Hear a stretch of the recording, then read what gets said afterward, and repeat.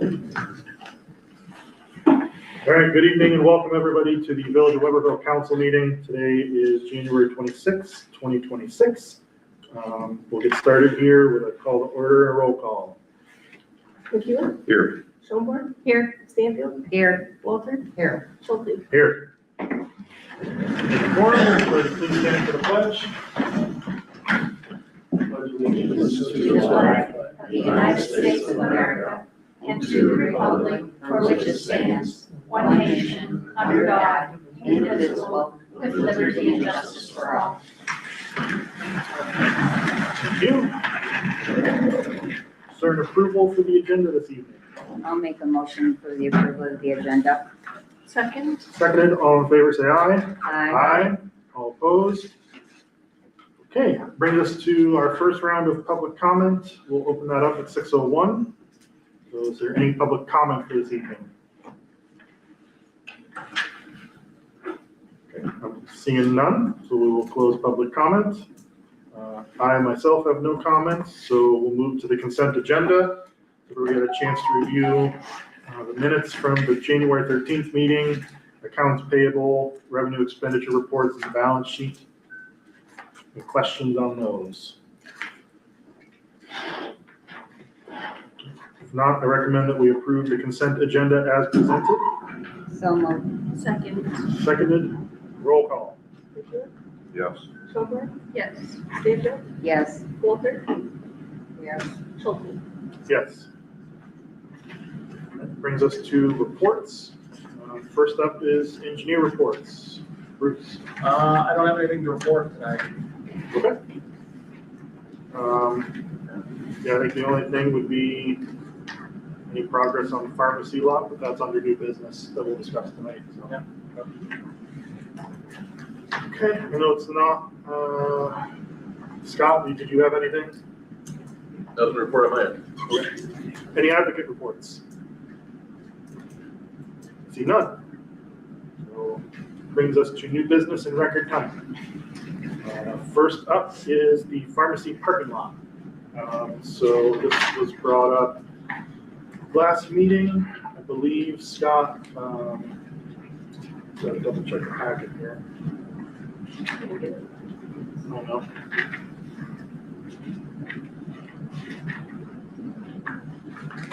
Well, I think we're still waiting on direction from the property owner's attorney as to whether or not he wants to move forward with a license, but I believe last week you briefed the council on the pros and cons of that, correct? Yeah, that's correct, yeah, and so, where I'm at is put a formal writing back to, his name slipped my mind, but essentially the attorney for KJET, laying out again why, I think it's appropriate to record the lien, I'm sorry, not the lien, but the easement or license with the King County Register of Deeds. Okay. Well, right now it's on the agenda as a discussion item. Are there any thoughts from the council on this whole license versus easement debate? I personally think it should be kept as an easement and not I just see a lifetime easement is gonna be better for the village today and down the road. So we can't be locked out of that deal. Personally, there's a water line that goes through there. We've gotta have access to do whatever we need to do at that given time because the water line is actually on the private property. I have a question about it. If something were to happen down the road, that their side of the parking lot does not have access to the road. They would have to still continue to come through our property. And with the way utilities are laid out, I don't see a way, also with driveway access, certain footage, I don't know that they would have a way to put in their own parking lot access. So effectively, they're going to need to secure a easement from the village to utilize our driveway. So hypothetically, if this whole thing blows up and everyone starts cutting off access to each other, and this is just I take a personal interest in real estate. What I would imagine would happen would be two things. One, the infrastructure that's in the ground, the water lines, it's kind of like an implied easement already. That's a utility that's in the ground that if something were to happen to it, we would have a good explanation to give to the courts as to why we need to get on private property to dig up that line. Same thing if we were to get, have a conflict with the property owner and effectively wall off his parking lot, because essentially they're driving in on city property to use his parking lot. He could probably run to the courts just as well and say, hey, look, for as long as I've had this parking lot, this was the point of entry. The court would probably allow that to remain in place. We couldn't just unilaterally build a wall.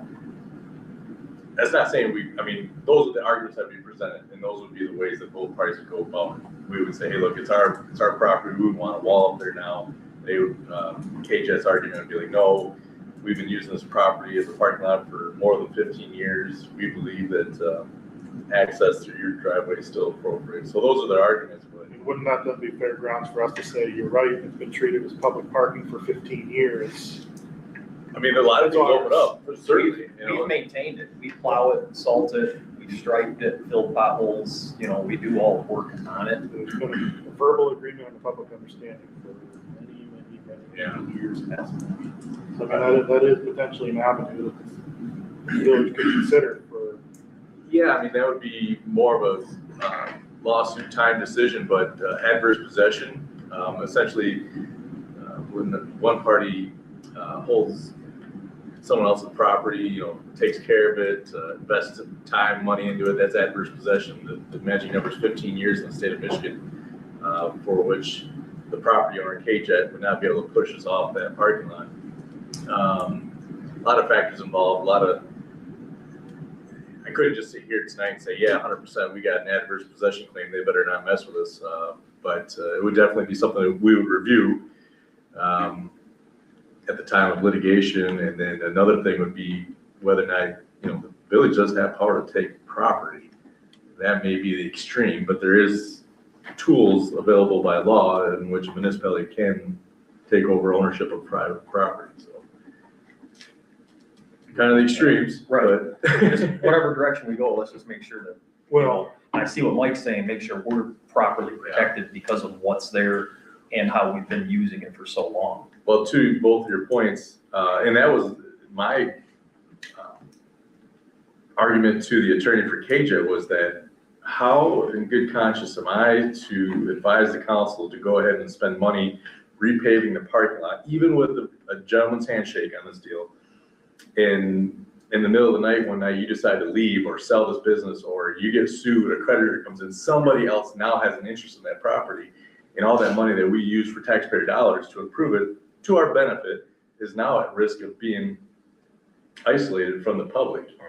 And that's why, to me, it's so important to record the easement or the licenses, effectively put the world on notice that the village has at least a financial investment in a portion of that ground over there.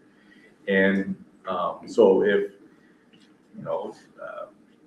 maybe someone sues the pharmacy or something, and they get a lawsuit, and all of a sudden they have an interest in that ground, they're probably not going to take too kindly to us just verbally asserting, well, we got a deal here. They'd be like, yeah, right, prove it, So I don't think we're asking a lot of KJET personally.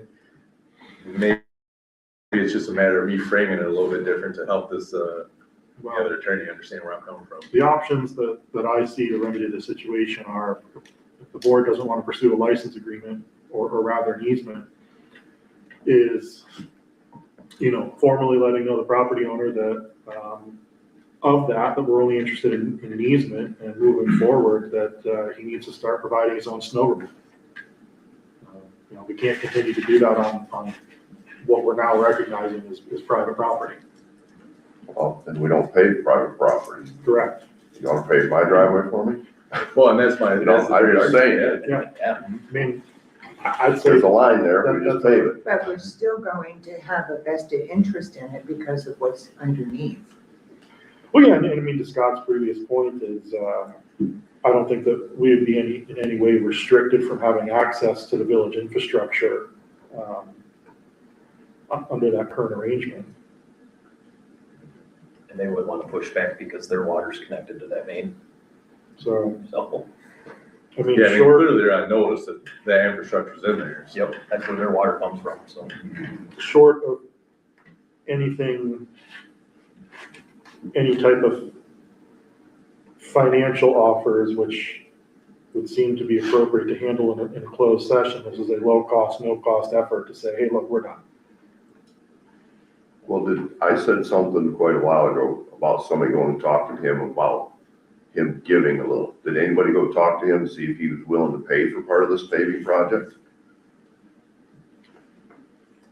No, but I mean, at this point, I don't understand where he would have a vested interest to do that when we're essentially offering to do it for free and he's not even willing to sign an easement, which is something you typically pay for. Right. Well, I just look at it as if he decides to sell it next year, the new owners, if there's not something written in stone, the new owner's gonna say, well, this is ours and we don't want you guys using it anymore. We'll get somebody else to salt it, but meanwhile, they've got a new parking lot. And that's the fear I have, because if we did invest that money, and even if KJET, we have a great relationship, we invest the money, put a new parking lot down, new owners come in, exclude us from the property or the citizens of the community from that parking lot in general, we would have a course of action going to Hingham County Circuit Court and saying, look, Judge, we invested money in this, but then again, you're going backwards because you're spending money on me or another attorney to assert that position. So that's where I'm a firm believer that either we do a license or an easement, either one, as long as the terms are spelled out. And I believe that recording it with the county is one of the most important pieces of this puzzle.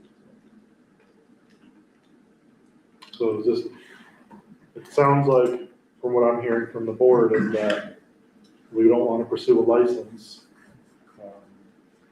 If a motion were to be made regarding essentially saying it's easement or nothing, is that something that the board is comfortable with? Understanding that this very well could lead to, it's no longer salted, plowed, maintained, it won't be part of the spring repaving project, and that, only a third or half of that parking lot would be refinished, or potentially none of it. How badly do we want to pursue this? Well, I just think it needs to be documented as, personally, I think the easement is the way to go. I don't want to pull away from paving it by any means, and then him saying people can't park there, but I don't know how he's gonna police it. I don't know how he would go about doing that either, policing who parked there, who didn't, but Yep. I still think an easement, recorded easement is the way to go with it personally. And if I may, real quick, I'm just, so everyone's on the same page, throwing out a couple different terms, but a license really is a property owner giving permission to somebody else to use their property. In short order, it just means that that property owner can give that permission, but also can revoke that permission just by any time. An easement, a lot of times will run with the land, as they say. So for as long as the village is in place and has this easement, that easement will stay intact. Now, there's been quite a bit of chit chat back and forth between the parties. KJET really wants a license. They want the ability to revoke this agreement whenever they want. And I can appreciate that as a private interest property owner, but if the village is gonna invest money in that ground in some fashion, we need some security in that money. And one of the solutions that we're trying to hammer out, and I can't remember if it was mentioned here, but was to effectively put a depreciation schedule on that asphalt. So if we put new asphalt down, I don't know, I'm sure there's some schedule to asphalt parking lots, how long they last, their useful life, because they'll wear down just by mother nature, right? So hypothetically, we put a 5-year schedule on that. So maybe in year 2, KJ says, we're revoking our easement or license. They would have to pay out what we would have in 3 years in value left in that parking lot. Some way to offset where if they try to leave, because maybe they have a legitimate business reason to leave, and revoke the easement or license, we would just be sitting back going, well, there goes our money, you know, so. A quick question for you, Scott. Regarding closed executive sessions, are those reserved specifically for negotiations under which monetary exchanges are to be made, or are we in a territory where having any negotiations regarding how to handle this with a third party Well, would be appropriate? closed session in my mind, because this is dealing with an interest in land, effectively, we are buying an interest in land, and so I think we do have the right to go into closed session on that, because you wouldn't want, as a council, as you're trying to figure out what the number is, what is appropriate to make this happen, you wouldn't want your opponent, the person that you're working against, trying to see what you guys are thinking. I'm trying to think where your pressure points are as far as buy, sell, because effectively, even if the easement itself or the document has, say, $1 value, if you invest all that money in that ground, he's still getting a benefit to some extent, right? I mean, his property's gonna look better, but the village is gonna be able to get the use. So it's, I guess the long and the short of it is we'd go to closed session if you want to get right down into the numbers on this thing. Why would we go into closed session when he can get, prices on paving from other companies? I mean, Well, as much don't as, you think Sunshine in this case would be the best? no, because I think that you guys gotta formulate what the number is that you think is appropriate for the easement. I mean, what you're willing to offer to buy the real estate. Now, if it was flipped, that's the interesting thing about closed session when it comes to real estate and government. If we were selling property, everything's gotta stay open session, because you want the world to know how much money is on the table, who's bidding for what. You wanna get the highest dollar for the government, for the village in this Right. case. When the village is actually the buyer, you want it flipped, you want concealment, you don't want you want to get the best deal you can for the ground. For like fictitious example, if we were buying a piece of equipment at auction, we're on live stream and if we openly discussed, well, we're gonna offer 12, but we're willing to go as high as 15. It's on record, and the person selling that could say, well, they said they were willing to go 15, we're not gonna accept 12. That's the essence of why a closed session would be appropriate. Isn't the asphalt between K&J and John Teague's house a right of way already? That was abandoned. That was a closed alley. It's not, but it's technically a right of way. I'm not sure how I it's- believe there was an easement that was abandoned, that's been returned to private property, It has? to K&J. Okay. You're talking about from K&J out to the other street, that little alley there? Yeah. The parking lot. Yeah, over to Summit. I think if you look, and I have, and I think I'm remembering this correctly, is if you look at the Ingham County parcel viewer, they show that as a separate parcel owned by the village. See, I Are you thought, saying the village owns that driveway? That little alley Right. that goes over to the other street, I think that's, if you looked on the parcel viewer, I could probably pull it up, I think it would show that the village owns that. see, I thought it was private property, but it was an easement, so that's why they closed it, so people can't use it for everyday traffic. But it was still an easement. I'm almost positive that easement was abandoned because Jim wanted that property back. There'll still be a water easement in there because our water main still lays Right. there and it still, continues to Summit. Right. So there's gotta be something still floating around. So I guess, I just thought we could word it as a continuance of that easement. yeah, I don't know real estate law well enough to Right.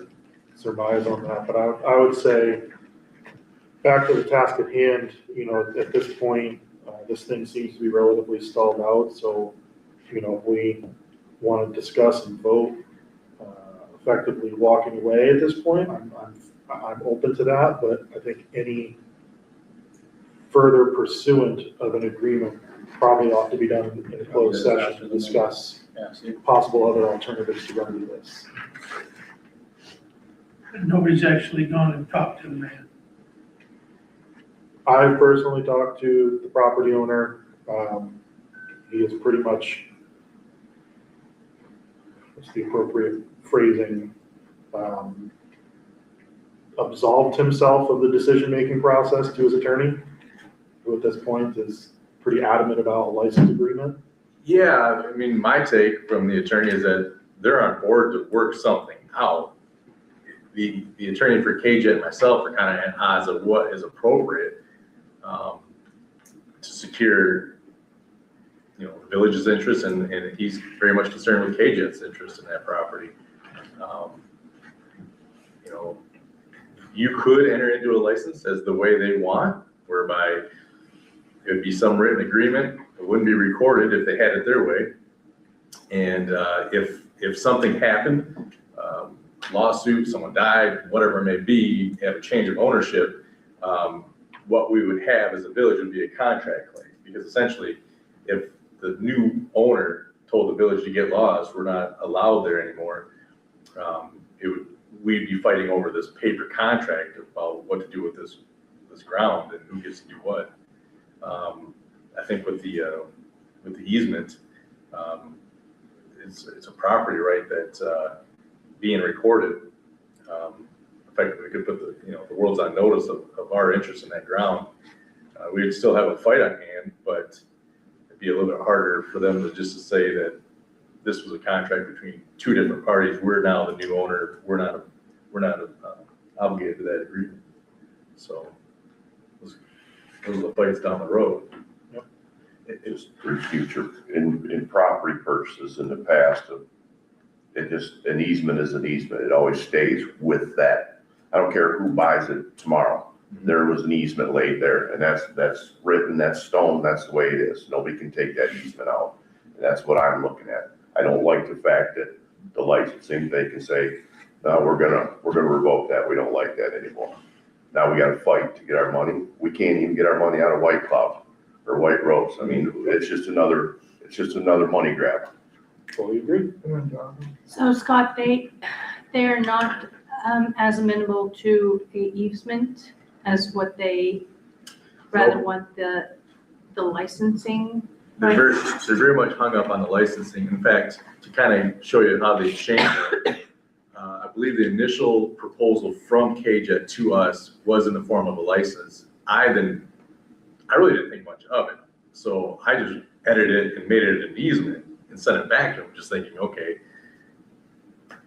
we want an easement. And then, We took exception to it. yeah, that's exactly what happened. They're like, well, we want a license. And I said, okay, well, why are you so worried about it? And they're worried that we would cloud the title if something happened. It would take more work to unwind it. But again, I told the attorney on the other side, I was like, how do we tell the people of Weberville that we spent money on asphalt on private property and our citizens don't get the benefit of it? Right. I can't be a conscious pitch that to anybody. I can't even advise you guys on that. The best we could do is, like, again, it'd be the license, not recorded, and if they revoke that license prematurely or ahead of what we think is appropriate, then yeah, we'd have to challenge them in court, if not to get the right to get back on the ground, at least get a value of what we spent on that asphalt. So. See, I have a problem with that too, because, if we do this and it was just done just as a license, as an example, and then they turn around, I don't know, 2-3 months later, and they just wanted to sell, we have to answer to the people of the village. And the people of the village are not going to be happy that we have done this. That's their money too. Mm-hmm. I wouldn't be happy. So I know other people aren't gonna be happy. It just does not sit well with me. And the beauty about recording is just that, and that it puts the world on notice, or at least it does legally. And what I mean is, if KJET were to sell to anybody, and KJET didn't want to disclose this agreement between the village and KJET, the new buyer may walk right into this not knowing the whys, and be like, what agreement are you even talking about? And now it truly complicates the dynamic of the litigation, because now you got KJET, now fully disclosing to a third party, you got the village involved, and it can get muddy fast. But to me, I was halfway on the fence of accepting the license as long as we could record the license in some fashion. And they didn't want to do that either, which I thought was,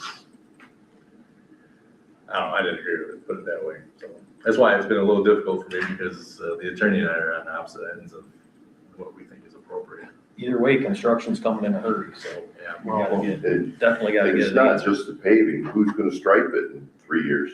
Who's gonna pay for restriping it? You know, if we don't have an agreement with them, why is it our responsibility to stripe it for him too? I mean, there's maintenance on asphalt. So what I'm hearing is, we don't want to pursue the license, but we want to still pursue a means to which way to the village can solidify this lot as public parking.